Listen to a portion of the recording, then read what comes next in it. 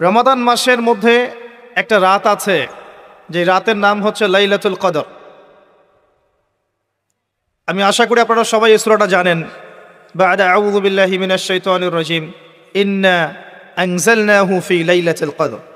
নিশ্চয়ই আমি কোরআনকে নাজিল করেছি লাইলাতুল কদরে, ভাগ্য রজনীতে। ওয়া মা আদরাকা মা লাইলাতুল কদর। হে নবী মুহাম্মদ সাল্লাল্লাহু আলাইহি ওয়াসাল্লাম, আপনি কি জানেন লাইলাতুল কদর কি জিনিস? লাইলাতুল কদরি খায়রুম মিন আলফি শাহর। লাইলাতুল কদর হচ্ছে হাজার মাসের চাইতে উত্তম। এখানে গাণিতিকভাবে ব্যাখ্যা করতে যাবেন না 1000 মাস সমান সমান কত বছর হয়, ব্যাপারটা এমন নয়। এখানে আধিক্য বোঝানো হয়েছে। হাজার হাজার মাস ইবাদত করলে যে নেকি হয়, এক রাত ইবাদত করলে সে নেকি হয়ে যাবে ইনশাআল্লাহ। এই রাতে কি হয়? স্পেশাল তানাজ্জালুল মালাইকাতু ওয়ার রূহ। এই মাসে আল্লাহর পক্ষ থেকে আল্লাহর ফেরেশতারা নেমে আসেন। কোথায় নেমে আসেন? পৃথিবীতে। তাদের সর্দার হিসেবে থাকেন জিবরাইল আলাইহিস সালাম। তানাজ্জালুল মালাইকাতু ওয়ার রূহু ফিহা বিইذনি রাব্বিহিম। আল্লাহর রবের আদেশে তারা এই কাজটা করেন। মিন কুল্লি আমর, প্রত্যেকটা বিষয়ের ফয়সালা হয় এই রাতে।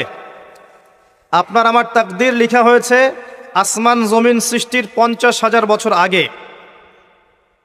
আপনার আমার তাকদীর লেখা হয়েছে আসমান জমিন সৃষ্টির 50,000 বছর আগে। আল্লাহ পাক সমস্ত সৃষ্টির তাকদীর লিখেছেন প্রথম দফায়। দ্বিতীয় দফায় তাকদীর লেখা হয়েছে যখন আমার আপনার রূহ আমাদের মায়ের গর্ভে ছিল 4 মাস 10 দিন বয়স। ওই সময় আল্লাহর পক্ষ থেকে ফেরেশতা আসেন, এসে লিখে দেন তার হায়াত, তার রিজিক, সে সৌভাগ্যবান না দুর্ভাগ্যবান। এরপর রূহটাকে ফুঁকে দেন, বাচ্চা নড়াচড়া শুরু করে। এর আগ পর্যন্ত পেটের মধ্যে বাচ্চা নড়াচড়া করে না। যখন রূহটা ফুঁকে দেওয়া হয় তারপর থেকে বাচ্চা নড়াচড়া শুরু করে। দ্বিতীয় দফায় তাকদীর লেখা হয়। এরপরে তৃতীয় দফা লেখা হয় এই লাইলাতুল কদরে, যে আগামী 1 বছর কি হবে, আপনি কি করবেন, অর্থাৎ 1 বছরের বাজেট প্রণয়ন করা হয় প্রত্যেক লাইলাতুল কদরে। তানাজ্জালুল মালাইকাতু ওয়ার রূহ ফিহা বিইذনি রাব্বিহিম মিন কুল্লি আমর। এই রাতের আরেকটা বৈশিষ্ট্য হচ্ছে সালামুন হিয়া হাত্তা মাতলাইল ফজর। ফজর পর্যন্ত এই রাতে শান্তি শান্তি শান্তি শান্তি প্রশান্তি বজায় থাকে। এই রাতে আপনি যে দোয়া করবেন, যে কোনো দোয়াই করবেন, যদি আপনার রিজিকটা হালাল হয় ইনশাল্লাহ কবুল হয়ে যাবে। যে কোনো দোয়া। এই রাতে যারা ইবাদত করে দাঁড়িয়ে দাঁড়িয়ে, তাদের চতুর্দিকে ফেরেশতারা সমবেত হন, তাদের দোয়ায় তারা শরীক হন, তাদের জন্য দোয়া করতে থাকেন। ঠিক তখনই দেখবেন মুমিন বান্দার চোখ দিয়ে টপ টপ করে পানি পড়া শুরু হয়েছে। আপনি ফিল করতে পারবেন যে আপনার দোয়া আল্লাহ কবুল করছেন। এই রাতের ইবাদতকে 1000 মাস দিয়ে গুণ করলেও কখনো সমান হবে না। একটা রাত ইবাদত করলে আপনি হাজার হাজার মাসের নেকি পাচ্ছেন। এই সুযোগটাকে ছেড়ে দেওয়া যায়? কবে এই রাত স্পেসিফিকলি বলা যাবে না 27 তারিখেই, স্পেসিফিকলি বলা যাবে না যে 21-এর রাতেই, 23-এর রাতেই বা 25-এর রাতেই, নির্দিষ্ট করে বলার কোনো সুযোগ নাই। নবী সাল্লাল্লাহু আলাইহি ওয়াসাল্লাম লাইলাতুল কদর পেয়েছেন এবং ওই রাতে বৃষ্টি হচ্ছিল। তিনি সেজদা করছেন, তার কপালের মধ্যে মসজিদে নববীর যে মাটি আছে এই মাটির কাদা লেগেছিল। তখন কিন্তু মসজিদ টাইলস ফিটিং ছিল না। মাটির মসজিদ থেকে নবী সাল্লাল্লাহু আলাইহি ওয়াসাল্লাম বিশ্ব পরিচালনা করেছেন। আর আমাদের এখন তাজমহলের মতো মসজিদ, হেদায়েতের কোনো হও নাই এখানে। এটা আখিরুজ্জামানের সাইন, মসজিদগুলো হবে চাকচিক্যময়, হেদায়েত শূন্য। হাদিস একদম স্পষ্ট আছে, মসজিদ হবে চাকচিক্যময় কিন্তু হেদায়েত শূন্য। ইভেন দেখবেন নামাজ পড়ছে মুসল্লি, পাশে হই হুল্লো করছে। দিনের কথা আলোচনা হলে বা নামাজ পড়লে, কেউ কোরআন তেলাওয়াত করলে আদবের সাথে যে পাশে শোরগোল করতে হয় না, এটাও এখন বুঝাতে হয়।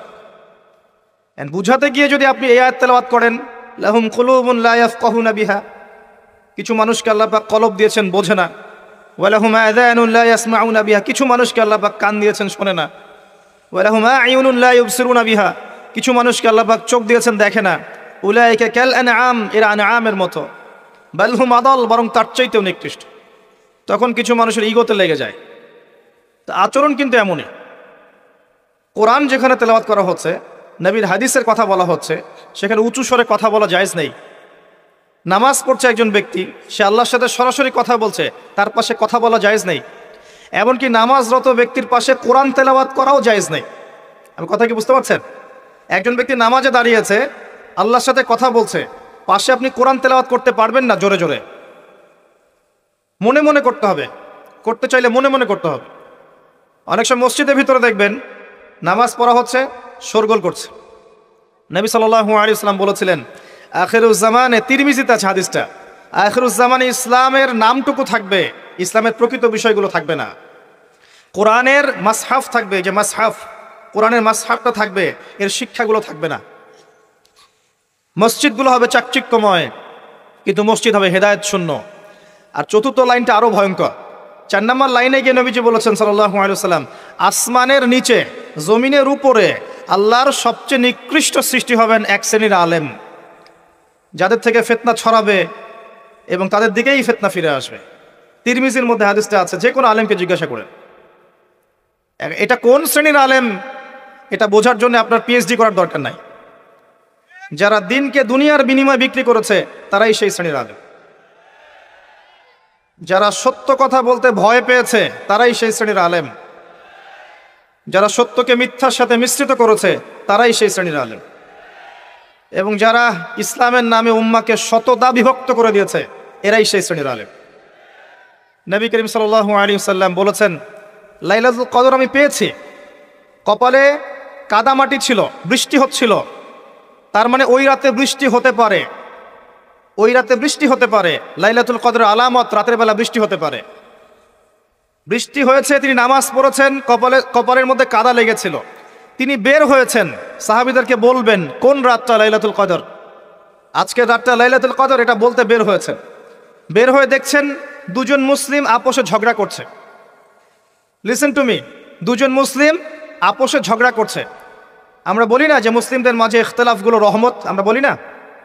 দুজন মুসলিম আপোষে ঝগড়া করছে, এই কাজটার কারণে আল্লাহ রাব্বুল আলামিন নবী সাল্লাল্লাহু আলাইহি ওয়াসাল্লামের হৃদয় থেকে এই কথাটাকে তুলে নিলেন। তিনি আর বললেন না এক্স্যাক্টলি কোন রাতে লাইলাতুল কদর ছিল, তিনি বলতেই বেরিয়েছিলেন যে কোন রাতে লাইলাতুল কদর ছিল।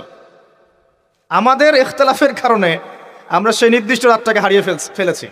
তবে এর মধ্যেই খায়র আছে, এর মধ্যেই কল্যাণ আছে। আরবিতে একটা প্রবাদ আছে, কুল্লু শার ইউজাদু ফিহিল খায়র, প্রত্যেকটা অকল্যাণের পিছনেই কোনো না কোনো কল্যাণ আছে। নির্দিষ্ট করে বলে দিলে আমরা বাকি রাতগুলো জাগতাম না। নবী সাল্লাল্লাহু আলাইহি ওয়াসাল্লাম এখন বললেন যে আমাকে ভুলিয়ে দেওয়া হয়েছে কোন রাত, তোমাদের ঝগড়ার কারণে।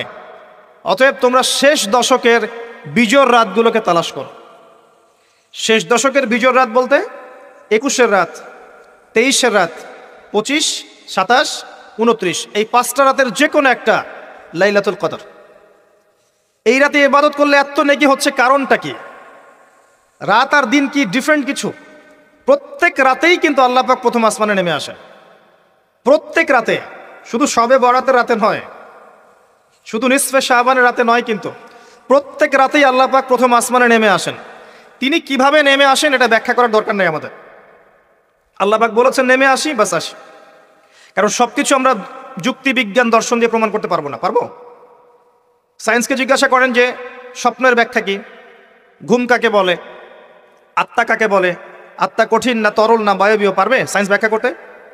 কবরের আযাব কি, জিন জাতি কি, জিন জাতি কাকে বলে, জিন জাতি কেমন দেখতে, মালায়েকা কেমন, তারা কিভাবে কাজ করে, তাদের ফাংশন কি, তারা কি ব্যাখ্যা করতে পারবে?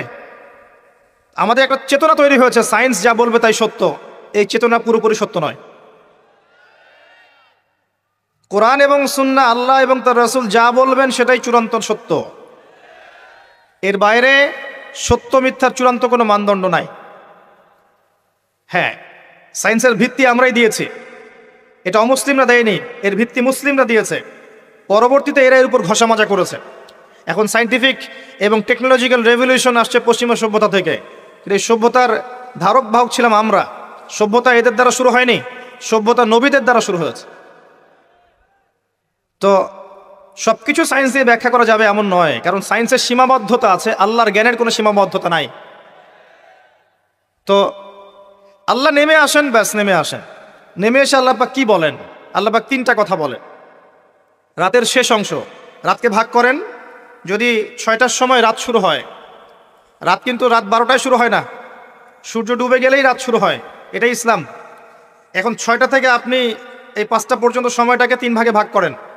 শেষের অংশ ধরে নেন যে 1টা থেকে 5টা, কথার কথা আমি এস্টিমেট করলাম, এই সময়টুকুতে আল্লাহ রাব্বুল আলামিন কাছে নেমে আসেন প্রথম আসমানে, অর্থাৎ তার রহমত নিকটবর্তী হয় এবং তিনি আহ্বান করতে থাকেন 3টা জিনিস। 1, কে আছো আমার কাছে কিছু চাইবে, যা চাইবে আমি তাই দিব।